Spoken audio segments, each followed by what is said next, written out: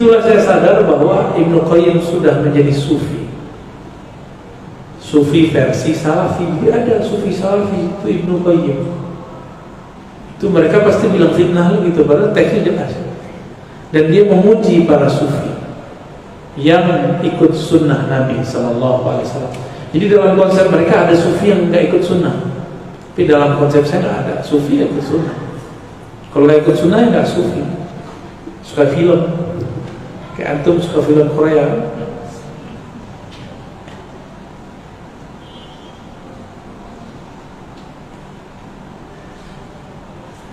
Nah, ini disebutkan para imam Syawkani, Ibn Hajar al-Haytami, Zakaria al-Ansari, Ibn al-Hajj, hampir semuanya sepakat mengatakan seyogyanya seorang muslim mempunyai wiridan, hizib atau ratib. Sepakat semua tuh. Itu kan nama aja. Saya mau tanya, ada nggak di masa Nabi buku namanya, kumpulan zikir namanya zikir pagi sore yang sahih? Ada nggak? Benar nggak ada? Bid'ah dong. Ya. Jadi kemarin dari Pontianak, ini belum sempat istirahat, ya. agak ngantuk-ngantuk saya sebenarnya.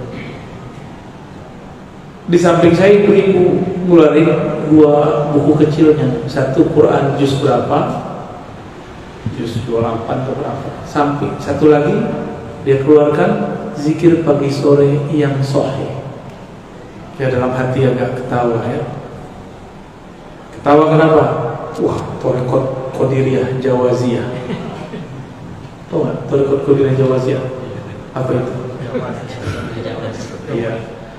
Jadi tokoh mereka ini membid'ahkan Ratibul Haddad, Ratibul Attas, membid'ahkan zikir pagi, sore, al-ma'thurat. Terus mereka buat zikir ma'thurat yang sahih, pagi sore yang sahih. Terus dia susun mulai dari ayat, terus zikir dari hadis. Aneh mau tanya sama antum nih, Nabi begitu nggak susunan zikirnya? Begitu nggak susunan zikir Nabi?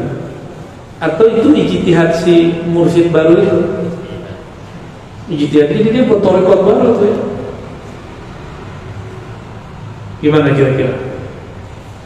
Mereka membid'ahkan sesuatu lalu mereka membuat sendiri gitu. Dibaca di waktu pagi dan sore.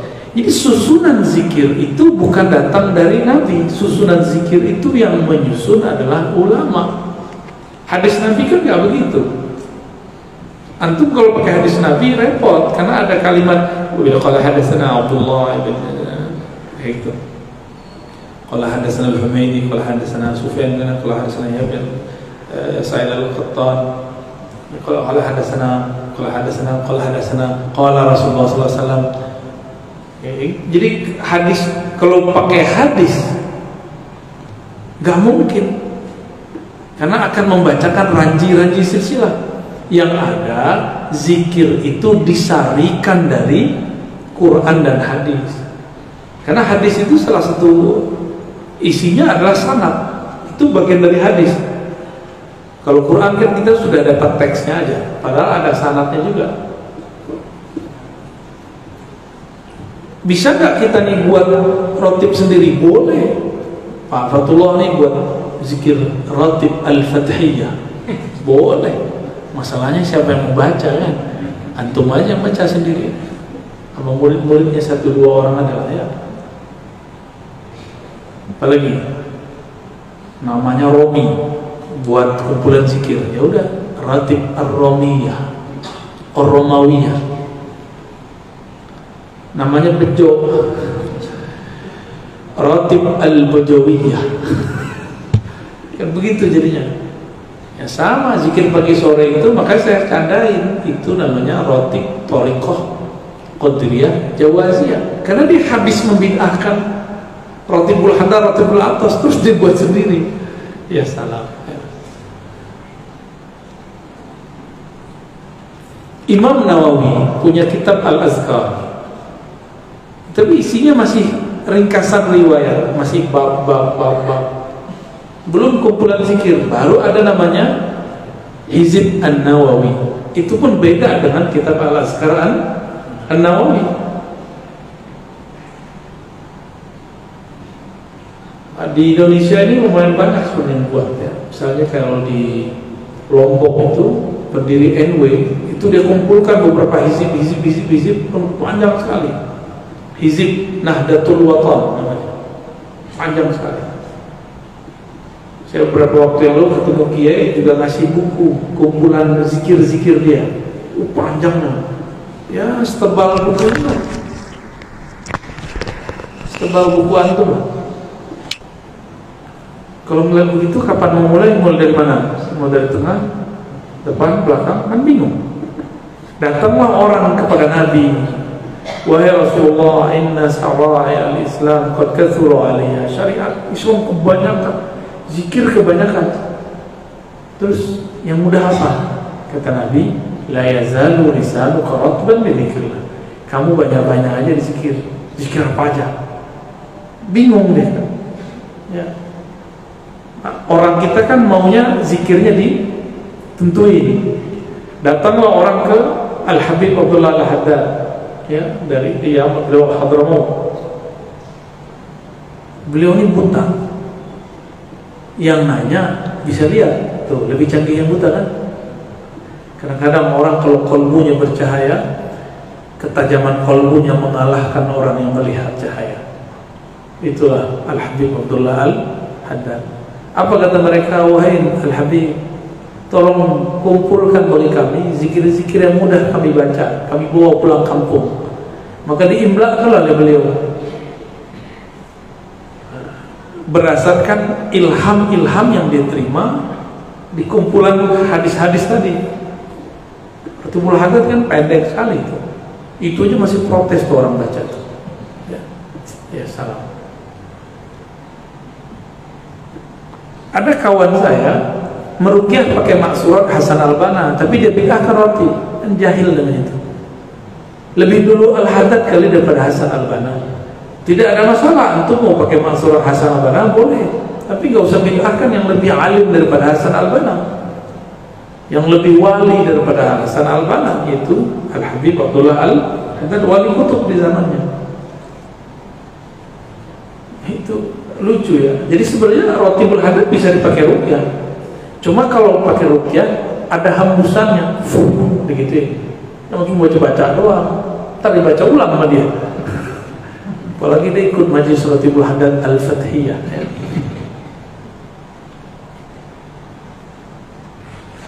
Maka teman-teman sahabat-sahabat yang karena Allah, nah ini juga mulai mereka kata-kata ini ya. Nabi, sahabat, tabi'in, nggak ada yang buat roti. Itu kata mereka. Emang Sayyidina Ali nggak punya zikir rutinan? Ada. Abu Hurairah punya zikir rutinan. Zikir yang dirutinkan itu belakangan disebut namanya ratib. Ayat yang ada doanya, jadi ayat terus penjelasan pakai doa, munajat, disebut dengan hizib. Itu bedanya ya. Beda ratib sama hizib. Apalagi maksurat. Al-maksurat itu sebutan untuk ratib dan hizib. Jadi maksurat itu artinya yang diwariskan dari ulama. Seharusnya disebut maksurat yang diwariskan dari nabi atau ulama dan bersanad seharusnya. Siapa yang punya sanad maksurat? Gak ada kan? Anda nggak punya. Makanya maksurat kalangan santri beda dengan maksurat kalangan aktivis. Ulama-ulama dan santri-santri maksuratnya bersanad. Ratibul Haddad. Jadi Ratibul Haddad itulah maksurat. Hizib Bahar itulah maksurat. Dan kita mengamalkannya pakai ijazah. Diijazahkan guru baru kita amalin. Nggak beli di toko buku terus diamalin. Itu mah bukan ijazah, itu namanya wijadah, nemu di toko buku ya. Mereka nggak punya tradisi itu, nggak ada tradisi. Kelompok ekstrem itu nggak punya tradisi itu. Nah ini apa ya, lucu-lucuan lah. Kalau meruqyah pakai takbir, pakai tahlil kenceng, benar? Giliran kita tahlilan dia kabur. Meruqyah kan supaya bikin jinnya kabur, benar? Kita tahlilan, jinnya kabur. Nah, sekarang jadi siapa? Antum jangan bilang-bilang ya. Rahasia kita aja ya. Baik. Sekarang masuk ke yang 15. Ini sudah sering sebenarnya, jadi kita langsung aja ke yang 15. Mengenai menghitung tasbih menggunakan subhah. Jadi tasbih yang kita pakai itu bahasa Arabnya subhah, alat tasbih atau misbah. Biasanya disebut subhah, alat penghitung tasbih. Oke? Itu alat hitung bagi kelompok ekstrim ini dianggap menyerupai Yahudi, Nasrani atau Buddha. Tuh, puaslah dia tuh ya. Kurang puas apa lagi? Ente sama dengan Yahudi, Nasrani, Buddha, tuh Hindu, kurang apa lagi? Konghucu, kurang apa lagi? Sebutlah semua ya. Ini sama kayak orang buta megang gajah. Gajah itu apa? Itu jawaban dia. Emang kalau sama berarti ngikut yang pakai baju. Jadi mereka ngajar pakai baju koko ya. Baju koko mirip sama siapa? Baju koko. Memang ada Saudi baju koko? Nggak ada. Koko itu bahasa mana Pak? Ya kakak kan artinya Cino kan tuh. Antum nyerupai orang tahu dong, Konghucu dong. Ayo, gimana nih? Musyrik ente. Gimana? Nasibnya gimana ntar?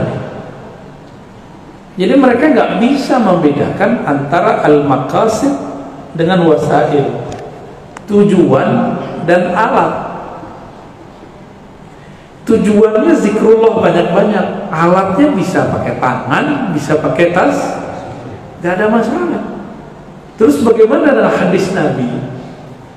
Ba'da sholat, dalam hadis Abu Daud dikatakan Nabi SAW ya'uddu, menghitung tasbih dengan tangan kanannya, biyamini, dengan tangan.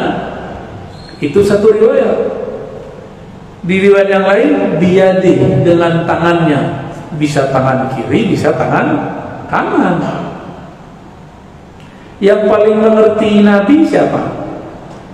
Sahabat Nabi Abu Hurairah dan istri Nabi Juwairiyah, Sofiyah, 3 itu berzikir menggunakan biji.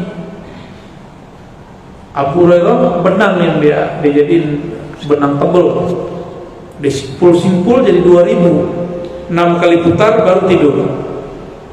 Istri Nabi dari sebelum subuh sampai waktu duha itu ada 4000 biji. Dulu belum ada talinya. Subhanallah bihamdihi, subhanallah bihamdihi, begitu. Mereka gagal paham karena ada satu riwayat dalam hadis Abu Daud itu Nabi mengatakan, maukah engkau aku tunjukkan yang lebih afdal daripada menghitung dengan biji? Saya kalau ngomong begitu, saya melarang pakai biji nggak? Bapak pakai baju nih, terus saya bilang, mau nggak kamu pakai baju yang lebih bagus? Bukan berarti membatalkan baju ini, baju koko ini ya. Terus apa maksudnya? Ini namanya naik kelas. Di dalam tradisi ahli zikir ada namanya kurikulum berzikir. Ada kurikulum menghitung, ada kurikulum mengingat. Nah itu beda. Meresapi, nggak belum hitung lagi. Nanti ada kurikulum menghitung lagi. Begitu dia bolak-balik sudah. Bolak-balik. Jadi tidak ada urusan sebenarnya menghitung tidak menghitung, bukan berarti itu afdol tidak afdol. Nyamannya kita main mana?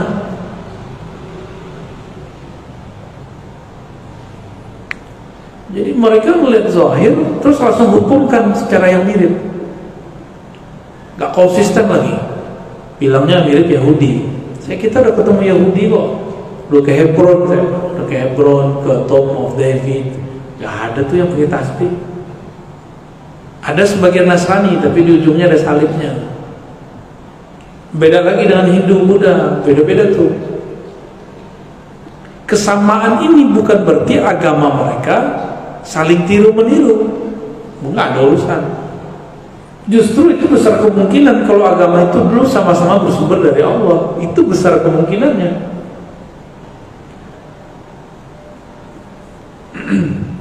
Kalau zikir 33 masih bisa pakai ini nggak? 100 masih bisa. Coba sekarang zikirnya 1000. Pakai ini gimana? Salah hitung nggak? Kita punya latihan zikir nih, mau zikir 1000.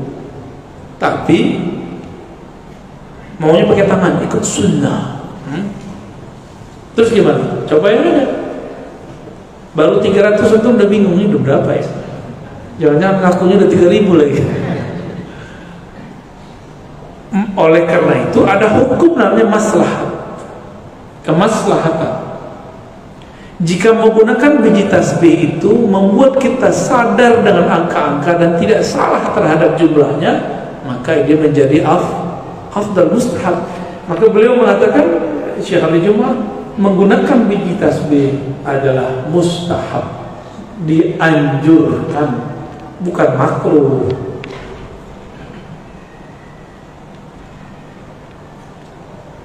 Apa kata beliau? Setelah kelompok ekstrim ini melarang zikir banyak-banyak, melarang baca wirid dan aurat, hizib, mereka sekarang mencoba menelusuri alat yang digunakan saat baca tasbih ratib. Ini dibid'ahkan juga. Wa min dzalika nahyu an as-subhati allati naraha fi aidi dzakirin. Di antaranya mereka melarang pakai tasbih. Ada adik kelas saya, dia ziarah ke Mesir. Kebetulan itu tempat red zone, wilayah merah. Kelompok ekstrim banyak di situ. Dan mahasiswa Indonesia banyak yang terjebak di situ. Ya, yang satu alma mater sama saya dulu di tempat sekolah saya sebelum pindah, itu ada 3 orang yang ditangkap. Udah jelas dilarang sama kakak kelasnya, ini larangan pemerintah Mesir, kamu jangan coba-coba. Mereka iseng, alasannya ngambil kitab, ternyata nggak tahu deh, tangkap. Kawan kita ada yang lagi ziarah juga, ditangkap. Tahu nggak selamatnya pakai apa Pak? Diperiksa tasnya sama polisi. Dilihat, nah ada tasbih, ente Azhari, selamat katanya. Selamat, cuma megang tasbih doang selamat. Tapi jangan cobain di sini ya, nggak laku di sini. Mobil, motor, pasangin tasbihnya nggak laku. Kan paling dipindahin.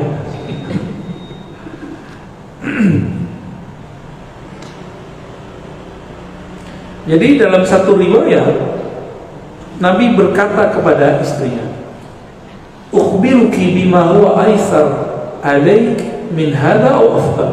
Maukah kamu aku tunjukkan kurikulum berikut yang lebih mudah dan lebih afdal? Lebih mudah dan lebih afdal. Kalau ngerti bahasa Arab, ini larangan pakai tasbih atau cuma menunjukkan opsi-opsi? Opsi aja. Katanya mereka orang Arab. Enggak. Ini buku yang saya baca itu ada hukmu tasbih atau subham wa hukmuha. Kita punya Pak, buku ini tipis sekali. Masya Allah, puas-puas dia ngomong, ini Yahudi, ini Nasrani, ini Buddhi. Suka-suka aja dia tuh ngomongnya. Lalu pakai hadis, man tashabbaha biqaumin fahuwa minhum. Siapa yang menyerupai satu kaum, bagian dari mereka. Mereka lupa kalau banyak dari sisi tubuh mereka itu menyerupai Yahudi. Giliran kita pakai tasbih dimasalahin, ya. Padahal Yahudi nggak ada pakai tasbih, kecuali Yahudi PA kali ya, nggak ada Pak. Yang saya tahu itu Kristen, Nasrani itu punya, Buddha, Hindu punya. Lalu Buddha ini kan berkembang ke Cina, menjadi agama-agama baru. Nah, lalu Nabi mengajarkan zikir subhanallah adada ma khalaqa fis sama, subhanallah adada ma khalaqa fil ard, begitu latif. Subhanallah adada ma baina dzalik, subhanallah adada ma huwa khaliq, walhamdulillah mithla dzalik, Allahu akbar mithla dzalik. Nabi ngomongnya begitu, mithla dzalik. Emang kita berzikirnya mithla dzalik kan enggak? Kita baca juga alhamdulillah adada ma khalaqa fis sama, alhamdulillah wa khalaqa fil ard, wa dibaca mithla dzalik. Itu mau cepat selesai itu. Seandainya itu makruh dan haram, tentu Nabi bilang, ya Juwairiyah, ya Safiyah, ini tasyabuh, ente Yahudiyah. Kata Safiyah bilang, ani mau Yahudi wahai Rasul. Kira-kira ya, emang Safiyah Yahudi kan? Apakah Nabi marah kepada Safiyah? Dasar Yahudi. Enggak kan? Enggak ada.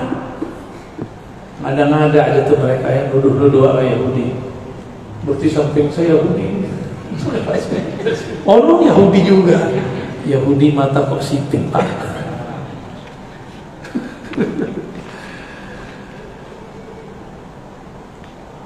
Nah, ini kalam dari Syekh Al-Jum'ah, kalam penting. Fasubhatu adatun yajuzu lil muslim istikhdamuha fil addi fil awrad wa hiya awla min al-yad idza amina al-insan amana al-insan al-khata'. Menggunakan biji tasbih sebagai alat itu boleh-boleh saja bagi seorang muslim dalam menerapkan, mengamalkan wirid-wiridnya. Kenapa? Kenapanya ini mahal? Karena membuat manusia terhindar dari kesalahan menghitung, satu. Yang kedua, ajma' lil qalbi, dapat membuat fokus pada kalbu. Coba antum begini-gini, bingung nggak? Ini kalau kita 1000 tandain lagi ngantuk-ngantuk, balik lagi sini kan. Pernah saya coba Pak begini, tahu-tahu ini udah nyampe di sini, kita lihat jam, baru 3 menit, rasa tidur lama sekali, hebat sekali ya. Udah berapa ribu tuh? 2, 3, 4, 5, 6, 7, 8, 9, 10, 11, 12 ribu, 3 menit. Kayaknya aneh, yang salah. Balik lagi kita. Kan biasa orang kalau zikir, gelombang otaknya menjadi tenang, makanya gampang tidur. Jadi kalau ada orang lagi baca rotib tidur, jangan diganggu, itu rezeki ya. Bahkan ada yang lagi sholat bisa tidur, cuma nanti ulang lagi sholatnya, sujud gak balik-balik Pak. Ada yang lagi tasyahud, asyhadu an la ilaha illallah, hilang deh. Yang pernah ketawa mengalami kayaknya.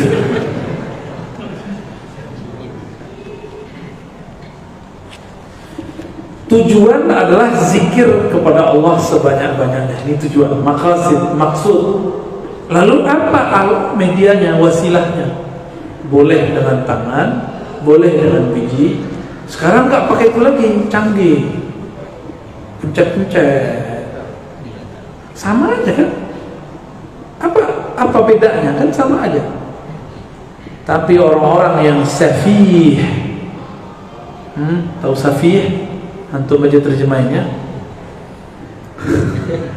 Qalilul fahmi, ya, sangat sedikit fahamnya. Jahilun murakkab, gagal fokus. Udah jelas zikir nggak fokus di angka alat itu. Yang penting zikirnya banyak. Karena kita tidak sanggup berzikir setiap nafas seperti baginda Rasul SAW, maka minimal kita berzikir dengan tatanan-tatanan tadi, wirid, roti, zikir pagi sore, dengan angka-angka tertentu, mudah jadinya. Lalu mereka mengatakan apa? Ini dari Yahudi. Udah, kita buktikan benar nggak tasbih itu dari Yahudi. Pertama kita temukan Sofyan menggunakan tasbih biji, Juwairiyah, Abu Hurairah, lalu Al-Hasan Al-Basri, berguru kepada Sayyidina Ali. Hasan al-Basri punya murid Habib al-Ujaimi. Begitu juga Ja'far Sadiq. Terus lanjut kepada Daud At-Tai, Ma'ruf al-Kharqi, terus sampai kepada Sakti, Junaid. Semuanya salafus saleh dan mereka menggunakan alat tasbih. Jadi kita menggunakan tasbih ini bukan niru Yahudi, bukan niru Nasrani, bukan niru Buddha. Kita niru salafnya kita. Tapi salafnya mereka beda ya. Salaf mereka bukan salafus saleh, salafut taleh.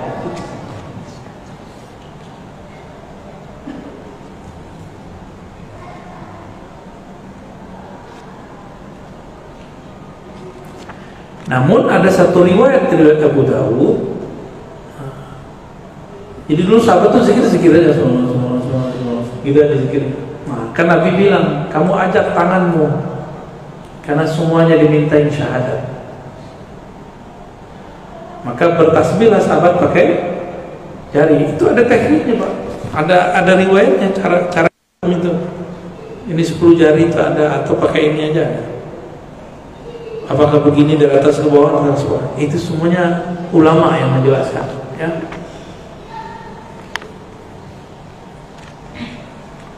Siapa lagi? Abu Darda.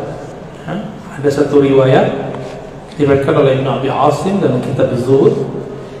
Kata Al-Qasim bin Abdurrahman, kana li Abi Darda nawan min nawal ajwa fi kis. فكان إذا صلى الغداة أخرجهن وأخذ يسبح بهن حتى ينفدن bisa juga hatta yanfudna, ya. Sehingga habis artinya. Abu Darda itu menyimpan biji-biji kurma ajwa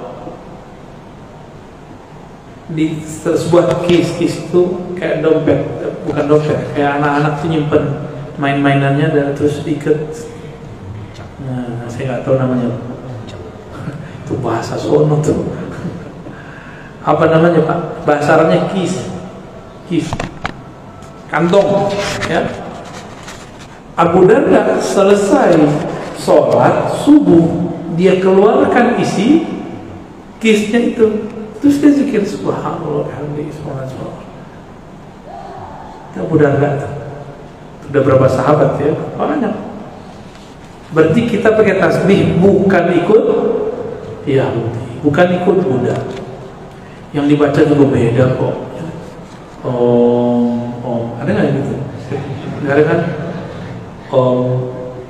Grab.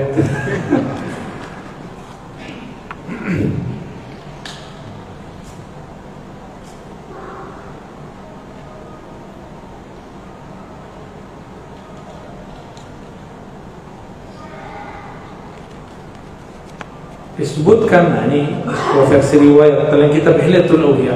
Abu Hurairah punya cucu namanya Nuaim meriwayatkan bahwa kakeknya Abu Hurairah kana lahu khaytun fihi alfa uqdah, alfa kalif. Abu Hurairah punya tali atau benang tebal yang disimpul 2000 simpulan. Fala yanamu hatta yusabbih bihi, dia tidak bisa tidur kecuali selesai bertasbih menggunakannya. Di riwayat Abu Nu'aim yang lain dan Ibnu Sa'ad disebutkan berapa kali putar dia, 6 kali putar, berarti 12.000. Ditanya oleh yang lain-lain, kenapa kau zikir 12.000? Jawaban dia apa? Aku ingin berzikir sebanyak kira-kira nafasku. Itu filosofi Abu Hurairah. Gimana? Kalau gitu Abu Hurairah mirip Yahudi ya? Mereka sembarangan mengeluarkan kata-kata itu. Kita dulu cuma bahas jenggot, ngamuk. Tapi dari dulu awal mereka masuk ke negeri ini, mereka bilang tasbih kita mirip Yahudi. Kita ngamuk-ngamuk. Enggak, baru aneh kan yang membahas sama teman-teman beberapa. Ustadz-ustadz yang lain tiarap. Sayang sekali. Ya saya menghimbau lah ustaz-ustaz, ayo rame-rame, nggak usah takut ditinggal jamaah. Jamaah hilang terganti jamaah baru lah, nggak akan hilang. Buktinya tambah rame aja kan. Dulu cuma berapa, tambah rame. Artinya jangan-jangan selama ini kita takut gak enakan sama orang, kelompok minoritas ini, ya. Imam Ibn Hajar Al-Haytami punya kitabnya mengenai fatwa-fatwa dia, ada fatwa al-hadithiyah, ada fatwa beliau ditanya mengenai halil subhati aslun fi sunnah amla, adakah dalil pokok utama yang menjadi dasar pakai tasbih? Ini kan karena orang bertanya, jangan-jangan ini dari Yahudi, dari Nasrani, dari Hindu, Buddha. Apa jawab beliau? Na'am, ada. Wa qad allafa bidzalika al-Hafiz as-Suyuti. Imam Suyuti telah mempunyai kitab khusus mengenai bab ini. Fa min dzalika ma sahha an Ibnu Umar. Lalu dia menyebutkan salah satu riwayat dari Ibnu Umar. Ra'aitu Nabi sallallahu alaihi wasallam ya'qidu tasbih bi yadihi. Nabi menghitung tasbih dengan tangannya. Bi yadihi ini menghitung dengan tangan, tidak disebutkan pakai alat atau tidak pakai alat. Bisa pakai alat, bisa tidak pakai alat. Wa ma sahha, dan apa yang sahih dari Sofiyah bahwa Rasulullah SAW dakhala alayya wa baina yadayya 4,000 nuwatun usabbih bihinna. Nabi masuk ke rumahku, aku sedang berzikir dengan 4.000 tasbih, dalil tadi yang saya sebut.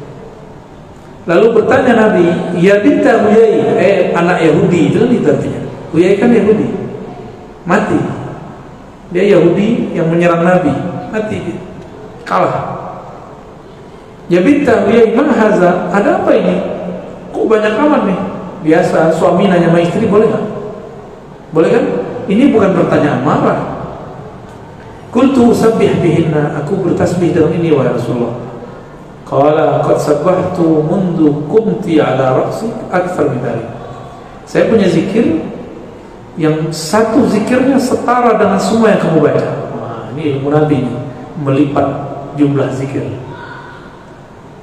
Qultu, berkata Safiyah, alimni ya Rasulullah, ajarin dong wahai Rasulullah. Ini dalil minta talqin.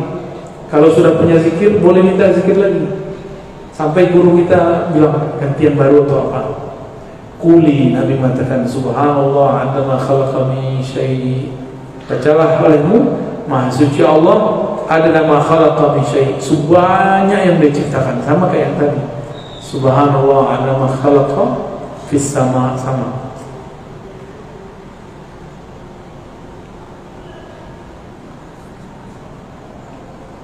Nah, betul ada sebagian ulama mengatakan bahwa menghitung dengan jari lebih afdal daripada dengan tasbih. Nah, kalau saya gabung. Jika jumlahnya masih di bawah 100 sehingga sulit untuk salah dengan jari, fal afdal bil yad, maka lebih afdal dengan tangan. Tapi kalau sudah di atas 70, di atas 100, biasanya akan bikin buyar. Dan antum cobain aja sendiri, lebih buyar dan gak disiplin. Maka di mobil, di motor itu simpan tasbih di saku. Kalau yang pakai motor ya pakai jam lah ya, lihat jam. Jadi kita jangan hanya dengerin musik doang. Ya, musik udah jelas diharapkan mereka kan.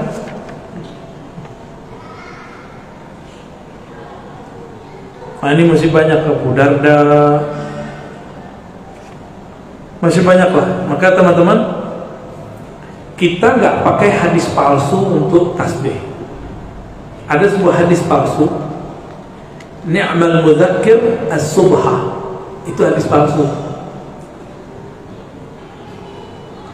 Jangan karena hadis palsu ini terus kita katakan pakai tasbih itu bid'ah.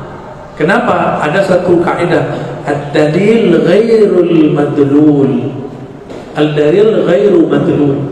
Dalil itu bukanlah yang dimadlulkan. Apa maksudnya? Jika dalil tentang tasbih itu ada satu dalilnya bid'ah mengatakan dhaif, bukan berarti isi dalil itu dhaif. Contoh, Nabi bersabda, ibu kota Indonesia Jakarta. Secara hukum gimana? Palsu nggak?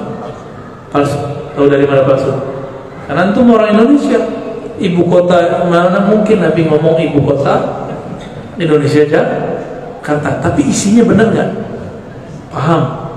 Paham nggak? An-nazafatu minal iman itu bukan hadis, itu penerjemahan daripada hadis. At-tuhur syatrul iman, bersuci setengahnya iman. Itu hadis Muslim, diterjemahkan oleh para ulama. An-nazafatu minal iman. Kita bilang ini bukan hadis, tapi isinya benar nggak? Benar. Jadi tidak semua hadis yang palsu itu isinya palsu. Tidak semua dibalik, tidak semua riwayat yang sahih itu isinya sahih. Itu kaidah al-muhadditsin ya, dan ahli usul fiqh. Berdasarkan itu semua, Imam As-Suyuti mengatakan walam yunqal an ahadin minas salafi wala minal khalaf. Nah, ini yang pakar ahli riwayatnya. Tidak ada satupun riwayat dari ulama salaf dan khalaf mengingkari atau al-man'u min jawazi adz dzikr bisubhan, yang melarang zikir menggunakan alat tasbih. Bal kana aktsaruhum yaudunahu biha. Justru sebaliknya, mereka malah banyak yang menggunakan alat tasbih. Ini yang ngomong siapa? Imam Suyuti. Terus datang Albani bilang itu bid'ah. Antum ikut siapa? Imam Suyuti atau Albani? Serius? Hah? Benar? Hatta Syekh bin Baz aja longgar. Albani aja yang agak saklek karena dia pakai riwayat yang palsu itu. Karena dia tidak mendalami usul fikih dari Syekh Usuli, Syekh yang pakar usul fikih. Begitu jadinya ya.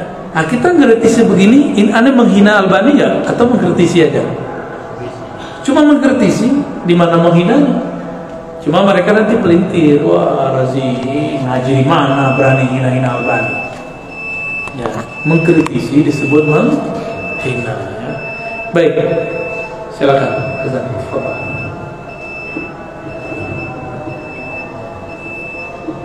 Atau aneh yang azan?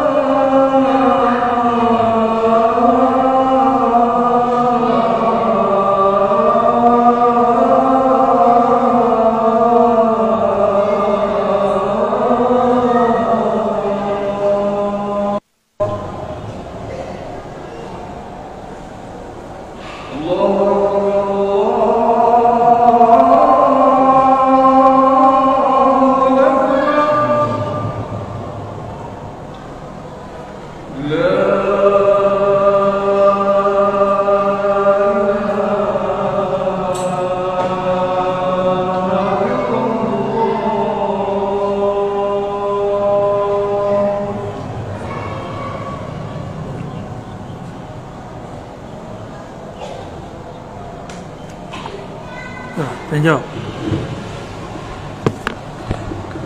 Silakan pada jamaah yang ingin ada pertanyaan kepada guru kita, silakan.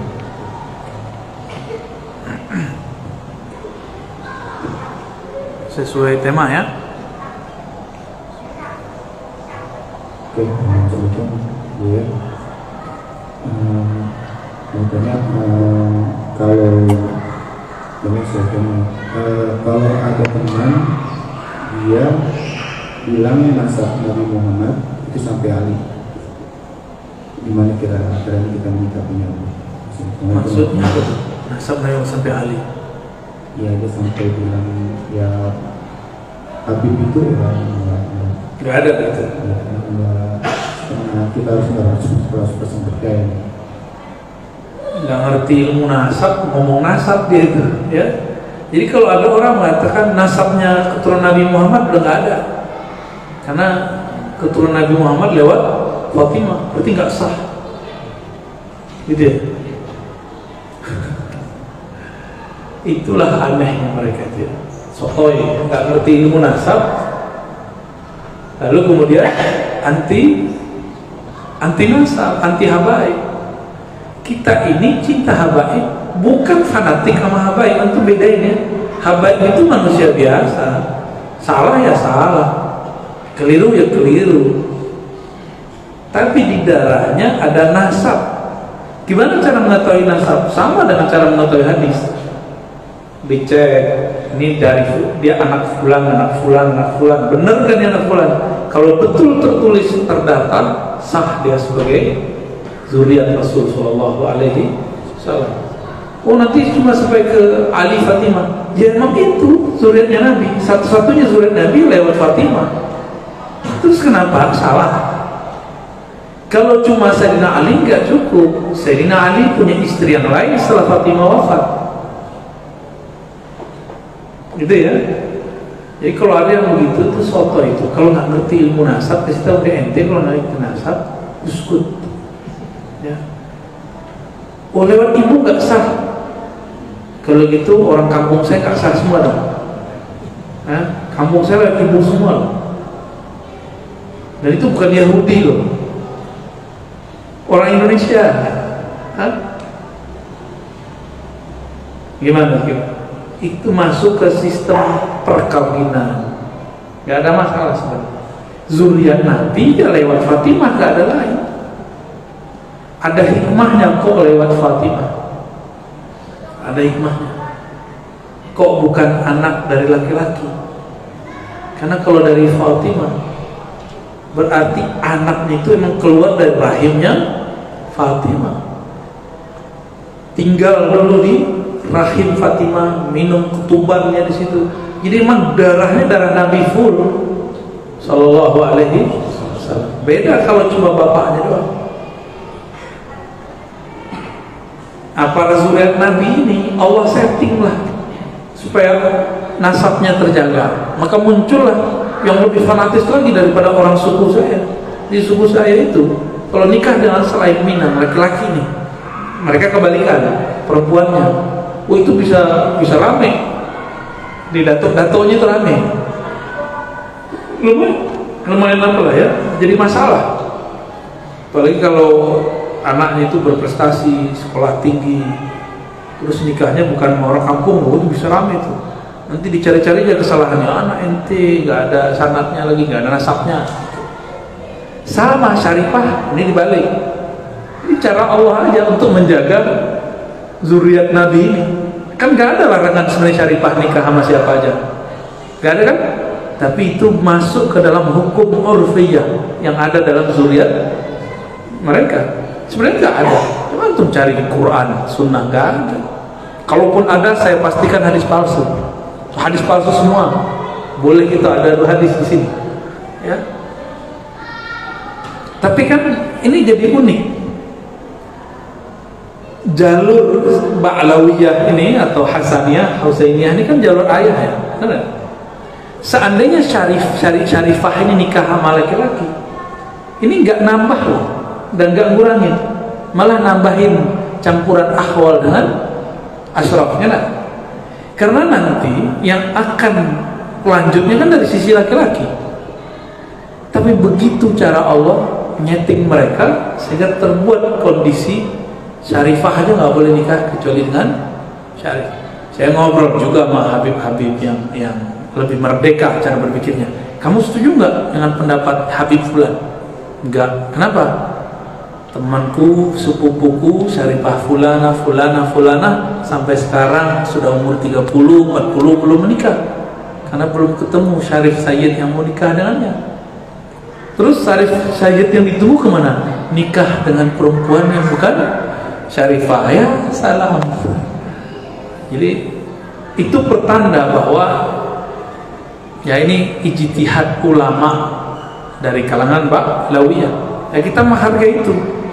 Antum jangan coba-coba minat juga tuh nikah sama Syarifah ya. Kecuali terpaksa ya. Oke.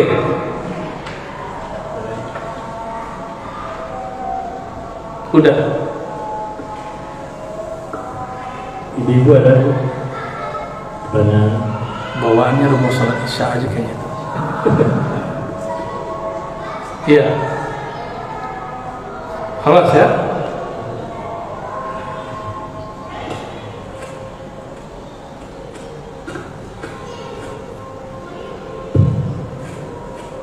Assalamualaikum warahmatullahi wabarakatuh. Buya, saya mau tanya perihal kadang kita suka dengan entah Habib suka bertemu dengan Habib atau ustadz-ustadz yang insya Allah dekat dengan Allah. Terkadang kita kena efeknya apa? Wah, merasa namanya bukan diagukan gitu, jadi kita tertunduk hati kita. Satu sisi terkadang kita sholat biasa sama Allah nggak seperti itu gitu. Apakah hal itu normal atau enggak? Ya, baik. Kalau dari konteks.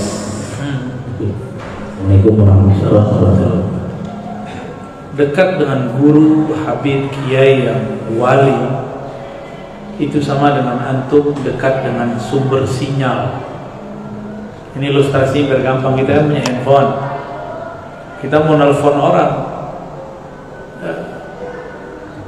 Ketika kita nelfon orang jauh dari antena pemancarnya, itu kacau nggak? Ya WA-nya, telepon pakai WA ya, wah itu putus-putus. Ini ilustrasi aja. Ilustrasi aja. Bahwa Syekh, Mursyid, Habib, Kiai yang alim billah, yang takut kepada Allah, yang arif billah, itu mereka adalah pemancar-pemancar nurnya Allah.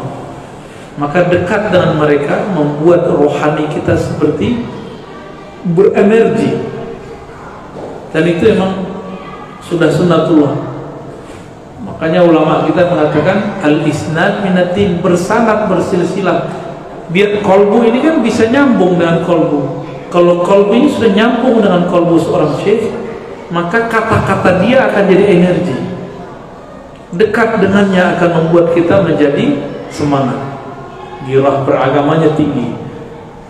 Jauh dari mereka, lemas lagi. Nah, ini ciri-ciri seorang murid belum bisa menjadi seorang guru. Nah, kapan murid dapat jadi guru? Kalau dia sendiri ramai amalnya sama.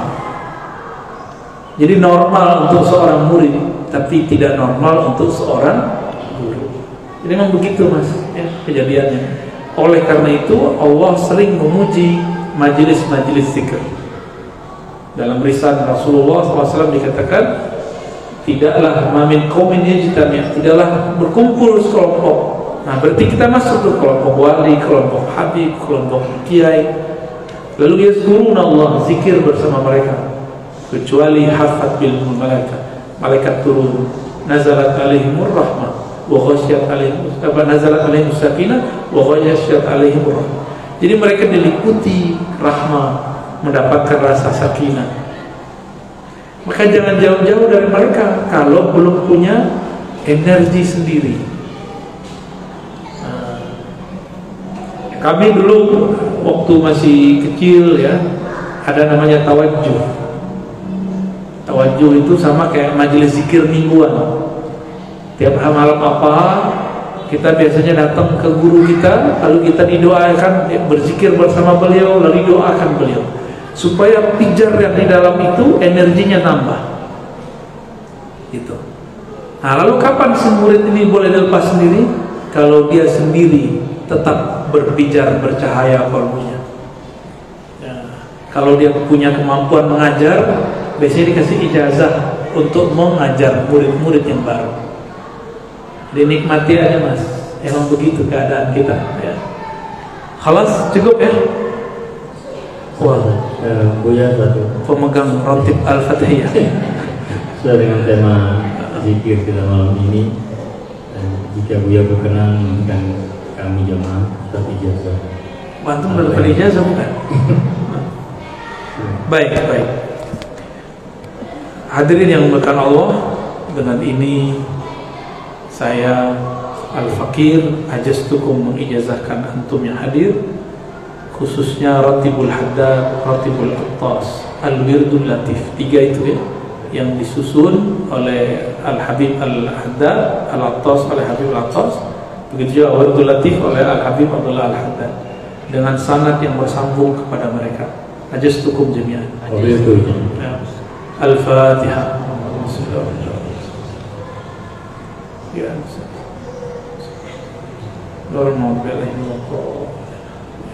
Silakan diamalkan ya. Kalau yang baru-baru Ratibul Haddad aja dulu, nggak panjang. Kalau yang pengen panjang, hari libur Sabtu Minggu, amalkan Al-Wirdul Latif, pagi sore. Nikmatnya bukan main. Antum rasain nikmat kalau hari-hari ini penuh dengan zikir. Nanti filenya bisa diminta ke CD Musa dari Bab ya. Ada yang versi terjemahan, ada yang sudah masih Arab murni. Ya. Demikian teman-teman, sahabat-sahabat Allah, semoga kajian kita bermanfaat, diridhai Allah, bukan niat untuk debat tapi memperkuat kita ya. Wassallallahu ala sayyidil wujud sayyidil kaunain sayyidina Muhammad wa ala alihi wa ashabihi ajma'in. Assalamualaikum warahmatullahi wabarakatuh.